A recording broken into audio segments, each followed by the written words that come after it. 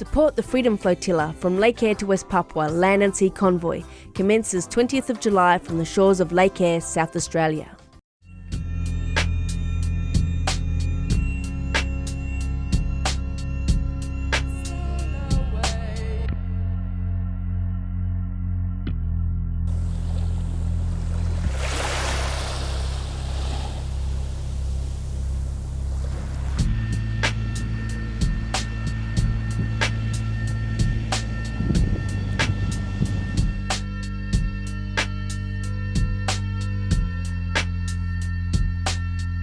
Once upon a time, the land was joined.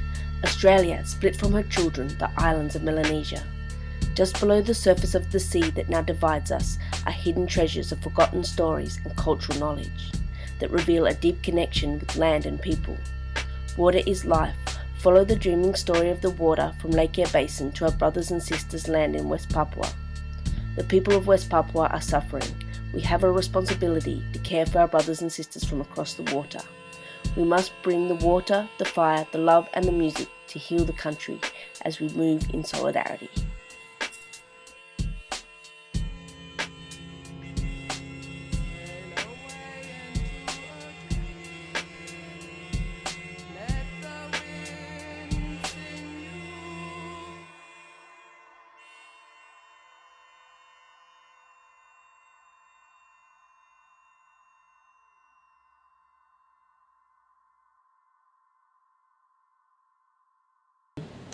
I'm Kevin Buzzicott. I call myself Arab and elder, and really I think I'm a peacemaker as well. So we're actually inviting people to come on this trip with us. I'm not too sure how many boats we've got up to date, about 3, but we're looking for more, and we're looking for lots of people. So yeah, come along, I think it's going to be exciting. People are going to go from all around Australia. We're going to go to the Lake Eyre and get some water from the springs, and we'll be doing a welcome ceremony. We're going across to Cairns, and then from Cairns we jump on the boats and away we go. Then sail up to PNG, across to West Papua to meet local bosses and that up there and do ceremonies, and also to make that link. We got Dreamtime Stories that goes from here to Papua and vice versa. When we have one with this continent, of course we have one soul. We are one people. Indigenous of Aborigine in here, Torres, Tasmania, we are one people. Connecting the culture, the land, and the spirit that was once shared amongst the indigenous people back before the white men who came to claim this land. And this is one thing that we wanted to connect that and then take this journey back to West Papua. Please watch, look after your next door first. This West Papuan that need help. Basically, we just want to be free. It's pretty heavy, pretty big stuff what we're talking about. The momentum's going now, the feeling's going. They're planning that our community with Aboriginal and Torres Island, they having big planning to going back to my country. Yes, I'm looking forward for that. I can't wait. I want to jump as well to that. So I want to show that as well how we can do this. How we want to tell everyone. We want to tell community, church, everyone, like even the world, to look our people back home that they still cry for suffering there. They still like being killing. So please listen to us. On behalf of the people of West Papua, I would like to thank our elder, indigenous of Aboriginal in here, because now we connect after we lose connect for a long time, 50,000 years ago, but now we have a link back again. So this young generation must keep it, because this part of our vision and mission together in Pacific. And also be the voice and light to shine into West Papua what's really happening in there that is being blockaded by world media and also by the foreign governments who are pretty much watching what's going on but ignoring it and not even addressing it to the international community. I think we need to one day go there and do healing ceremony, do big ceremony there.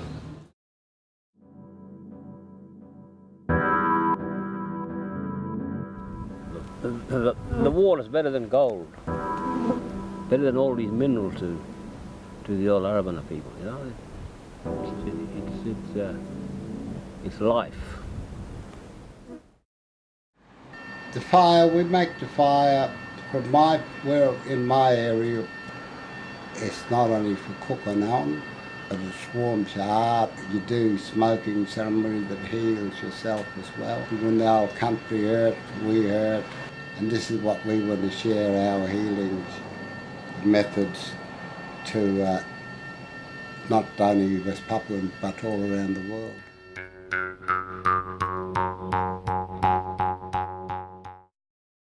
The Morning Star flag is a symbol of culture, but also a symbol of spirit of people of West Papua.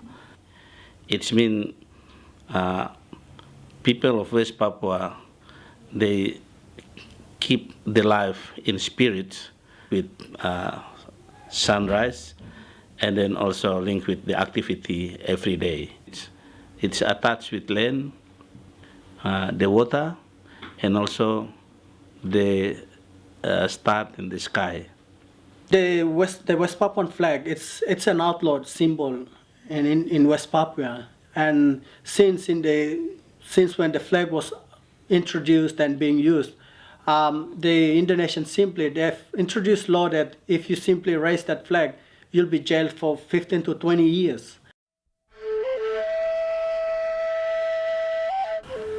When I was organized a non-violent struggle in 1989, when I was a lecturer in State University in West Papua, in Jayapura, we came with around 52,000 children movement.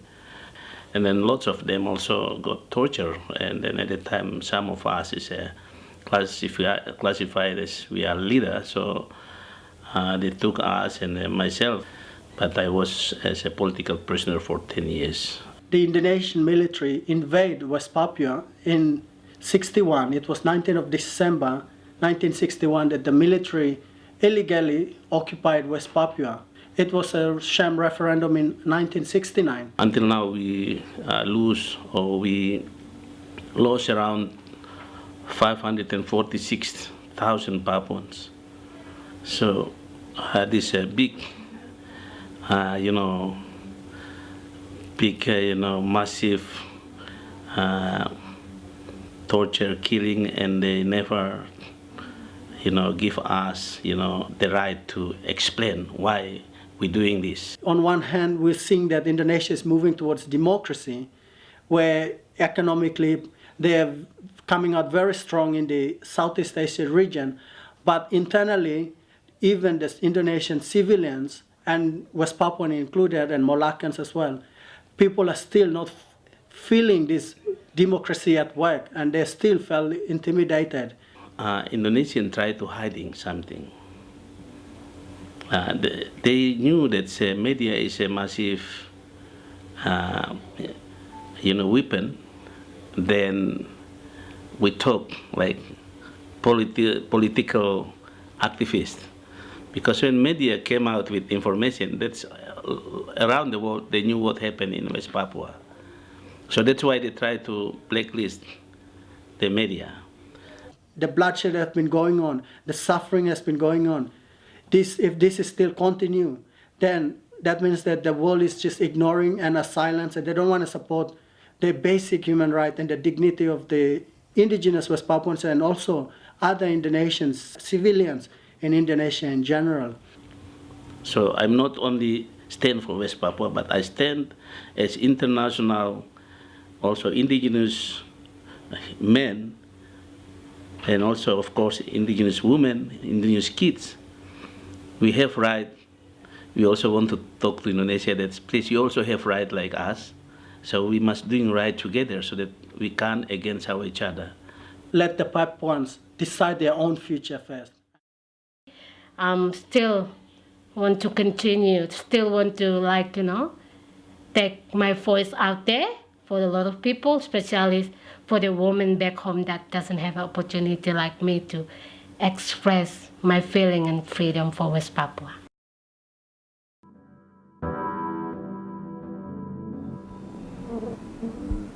They're mining there right on top the grave of the old sleepy lizard, old Kalta. All the stuff that they taken out from there is the part of the sleepy lizard's head. And it's all dangerous stuff they're taking out there from the lizard's head. That land where they're digging is very sacred to the Kukata and it's very sacred to Aragona.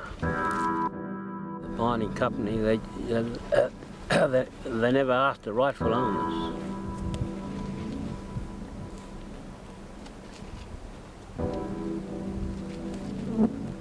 They never asked the rightful owners of that country.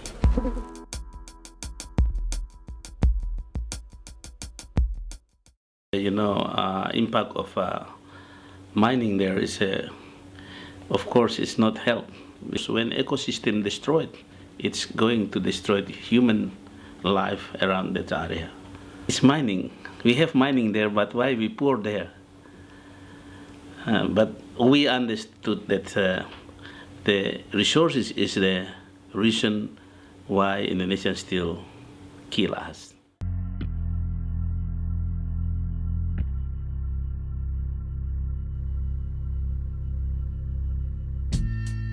Calling on all our friends and family of all nations to join us at the shores of Lake Eyre for a ceremony to celebrate the survival of the old country and to stand strong to make an action of creative resistance against the apartheid of colonisation and the destruction caused by multinational mining companies.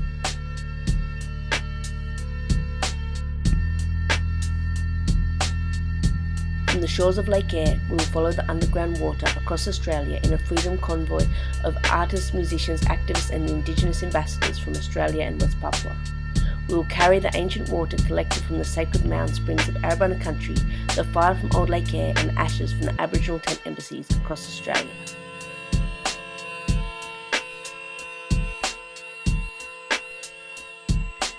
These offerings of peace and justice will be taken on a flotilla to West Papua in support of freedom and justice for West Papuan people.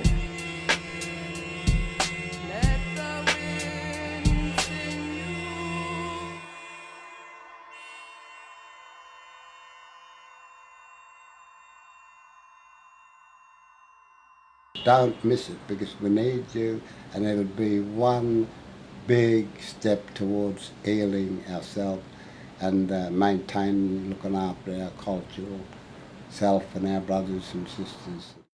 Come down and be part of this great movement to help bring change for the indigenous people and their land rights and human rights as well.